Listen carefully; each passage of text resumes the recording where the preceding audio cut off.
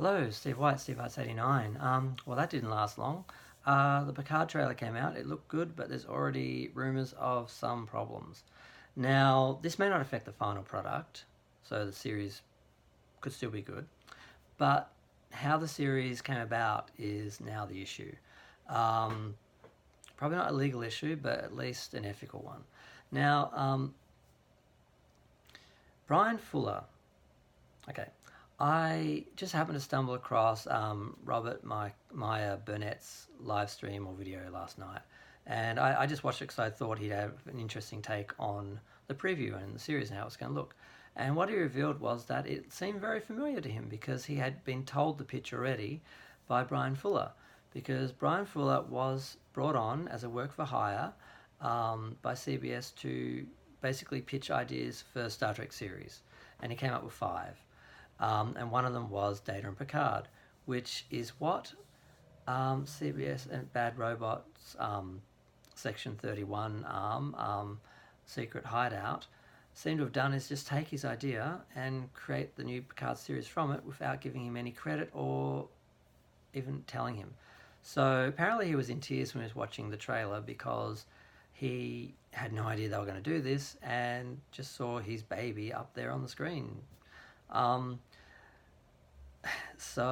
but this is not new for Paramount. Now, legally, they can do that because they hired him to create the ideas for them, they own them. But to do that without acknowledging the creator at all and not even contacting them is just shows a lack of respect for artists, just like they show a lack of respect for fans. Now, there's another instance far worse than this. When they were creating Discovery, okay,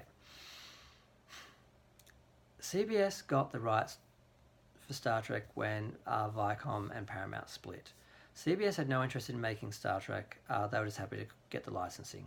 So they licensed Star Trek to Paramount with a no-compete clause for a television show.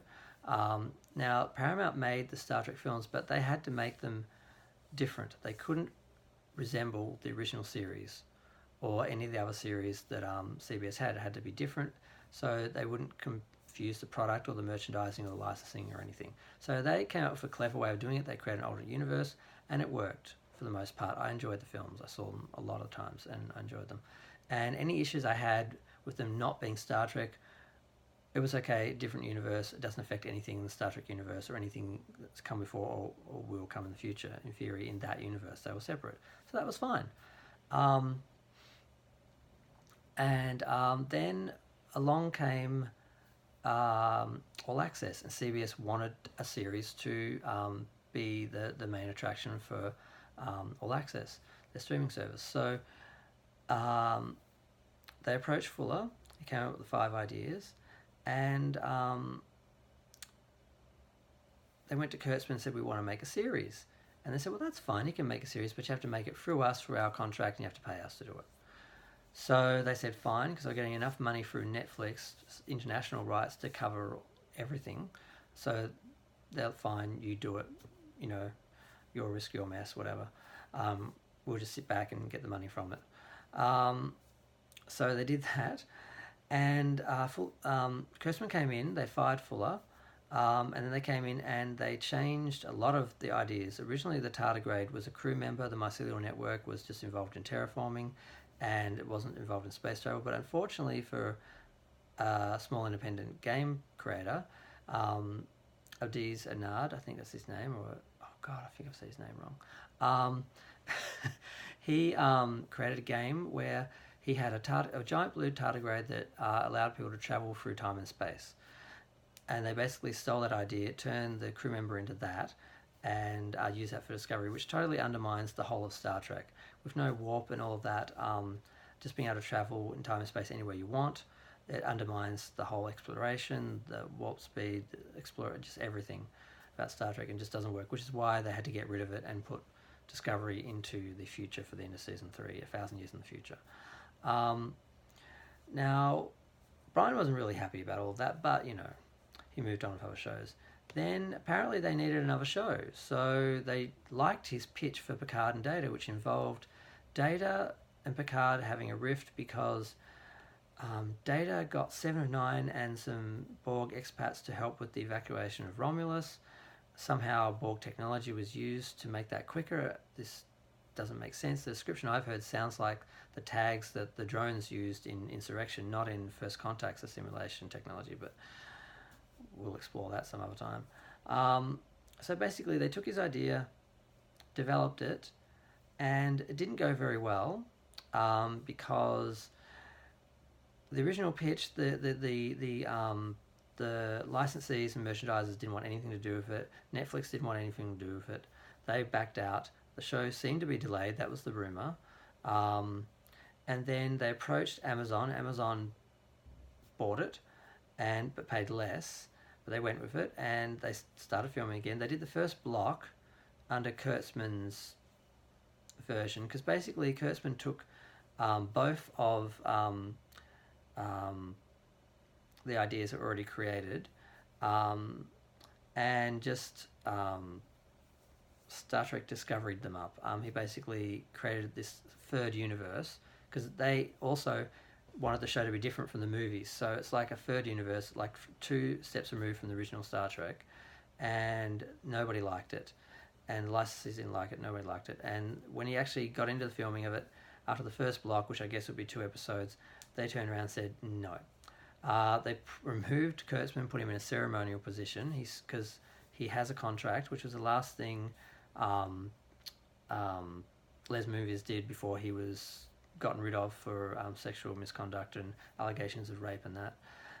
They got rid of him, but on his way out, he put Kurtzman in charge of Star Trek with a 5-year contract that they can't really get out of without paying him out. And they also said that because he was the one who was kind of standing in the way of the merger, there's a 2-year period where they can't, Sherry Reston or whatever, can't suggest a merger. Now, they are working on the merger anyway because they've found a way around it, basically, as long as they do it in a certain way, it can still be done. And that will allow them to reunify the rights and everything for Star Trek, which will help out a lot in the future, not the immediate future, but the long-term future of them producing Star Trek with no limitations and not having to adhere to other people's licensing and all that, which just waters down and just ruins it. So they basically put him in a ceremonial position, and they brought in Michael Chabon to take over. This is all alleged rumours, but it seems I'm believing it. I'm not 100% believing it, because the people creating it are very much on the hate side of Star Trek. So they certainly have an agenda, but I think it has gone this way. And basically they reshot a lot of stuff, and they said, look, just use any license anything you need from the next gen to make this show look like Star Trek and make it something the fans want. Because we may not be able to merchandise it now, but later on we should be able to do it, because all the licensing will be, it'll either age out or it'll be renegotiated when the companies merge and all that. So I'm feeling hopeful that the show is good, that they have fixed it, because the show was delayed. It was originally supposed to come out late 2019, now it's early 2020. So supposedly they had to do reshoots. Apparently they had Klingons from Discovery in Next Gen and all this sort of stuff that just didn't work. They did test screening of the first 2 episodes, or footage from the first 2 episodes, and everybody hated it, except for a few people who identified as Discovery fans. Apparently, allegedly, rumour. And they said, look, just license anything you need, reshoot it. We need this to be Star Trek. That's what people want. So Picard could be good. They could have fixed it. It looks like they did. But they still stole the original idea, essentially, without giving the creator any credit. And I don't respect that. And it's just like when all the other fan-produced things have been ignored by them. But I'm going to do that in another video. So that's what's happened. That's where we're at. Picard could still be good, but this is just a bad little footnote, hopefully. But I'm just going to leave it there. Thanks for watching. Please feel free to like, subscribe, and comment. I love watching people's videos and reading their comments. I wish I had more comments. I like to know what people are thinking. So thanks. Bye.